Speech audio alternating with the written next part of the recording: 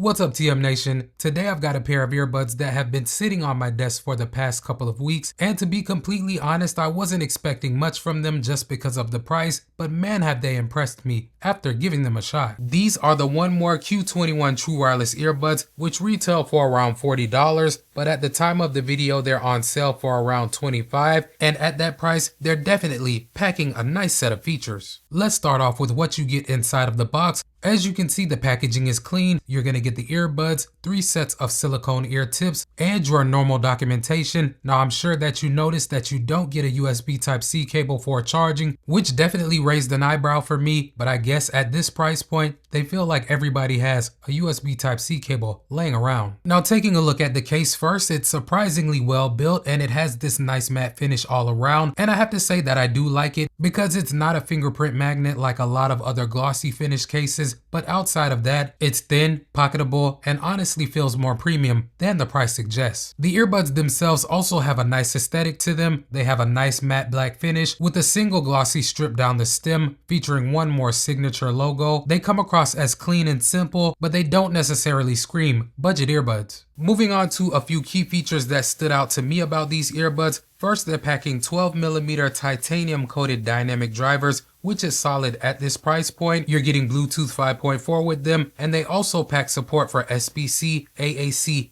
and LDAC. That's high resolution audio codec support on a $40 pair of earbuds. They also feature QuietMax Active Noise Cancellation technology, IPX5 water resistance, and multi-point connectivity as well. Now, I will say that the battery life is not going to be record breaking. They'll only offer you about 5.5 hours with ANC off and about 4 with it on, but when you include the extra charges that the case will give you, you'll get about 22 hours of total use. So in the battery life department, these are pretty bare bones. You're not going to get any fast charging, no wireless charging, or anything of that nature. Now let's talk about how these actually perform in the real world. I've been wearing these during workouts, commutes, and just about everything that I would do on a daily basis. The fit for me with them is comfortable. I did go ahead and swap out the ear tips that were installed from the factory for the larger included set for a better seal, and now they stay in place in my ears completely fine. In fact, I'm even able to jump rope and jog while wearing these earbuds, and they don't slide around that much for a pair of earbuds that don't have any ear hooks or wings. The touch controls are responsive for what you get, which is double tap, triple tap, and press and hold, and you can customize the double tap and triple taps, but the press and hold function is going to be locked to cycling through your listening modes. And speaking of the listening modes, let me go ahead and address the sound quality, because of course it doesn't matter if these are a budget pair of earbuds if the sound is trash. Out of the box, the volume output with these is relatively low in comparison to other earbuds that I've tried. I found that I need to crank them up to around 65% of the max volume in order to get to a normal listening level. But here's the thing, once you get them to that level and you're able to hear them adequately, they sound pretty good. The bass has punch without being overwhelming, the mids are clear, and the treble carries enough energy to keep things interesting. I'd say that the soundstage is decent for a pair of earbuds at this price point, but it's not particularly wide, and although you do get 6 pre-built EQs inside of the app, you do not have the ability to create your own from scratch, which is a bit of a bummer. I typically leave mine set to the studio EQ because I found that it works the best for the types of music that I listen to, which are mainly hip-hop, R&B, and reggae, because this EQ provides some nice bass and thump on the low end, nice clear treble with the highs, and you get some decent mids as well without them being too overpowering. So this one, like I said, is my preferred EQ for a more dynamic sound. At the price, I will say that the ANC performance did impress me. I wasn't expecting a whole bunch, but they do a decent to good job with consistent background noise, such as engine rumbles and air conditioning systems, but they don't do the best job with voices, as I could hear people talking as they walked by me while I was outside on my walk. I'd give it about a 5.5 out of 10, which is pretty decent at this price point, and the transparency mode does work as advertised, though voices can sound muddy at times and come through a bit quiet. Now for the call quality, these do have built-in microphones so you can take and make voice calls directly from the earbuds. Now I have made several voice calls from them, and so far nobody has complained about how I sounded, but of course I did take samples just so that you guys can judge the quality for yourselves. Let's check them out. Alright guys, so right now I have the earbuds paired to my iPhone 16 Pro, and as you can see, the audio that you're hearing is coming from the microphones on them.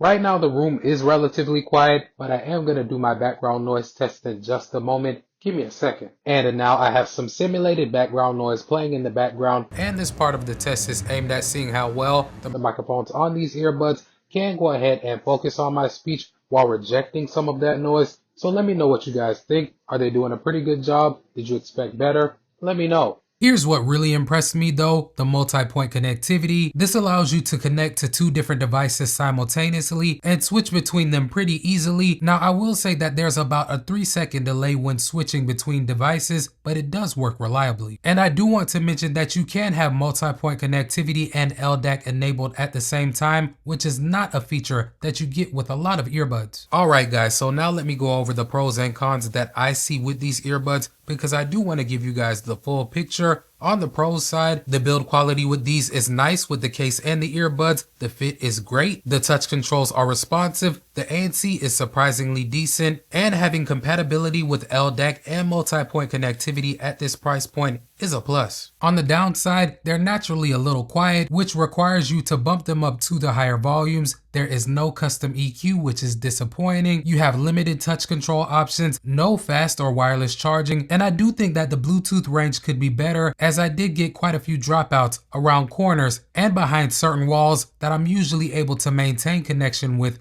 other earbuds. So here's my final verdict on the Q21s by 1MORE at $40 retail or under $30 on sale. They're absolutely worth considering if you want a more bare bones pair of earbuds that gives you the basics such as decent battery life, respectable sound quality, respectable call quality, and access to the 1MORE app, because these earbuds are built solid, they're reliable, and if you want a backup pair of earbuds to use at the gym or anything of that nature, the price being so low means that if you damage them, lose them, or anything of that nature, it won't be the end of the world and you can easily replace them. They're proof that you don't have to spend 50, 100, or 200 bucks to get a pair of true wireless earbuds that actually work well. Sure, because they are a more budget-friendly pair of earbuds, they are going to come with compromises and not all of your more higher-end features, but at the price point, the performance that you get with them is more than reasonable. But let me know what you guys think. Do you own any 1MORE products? And if you do, let me know which ones you have and what has been your experience with them so far. But that's it for this video, guys. As always, I appreciate you guys coming through and hanging out with me for a while. I will catch y'all in the next one, but until then, it's your boy Tech Mo, and I'm signing out.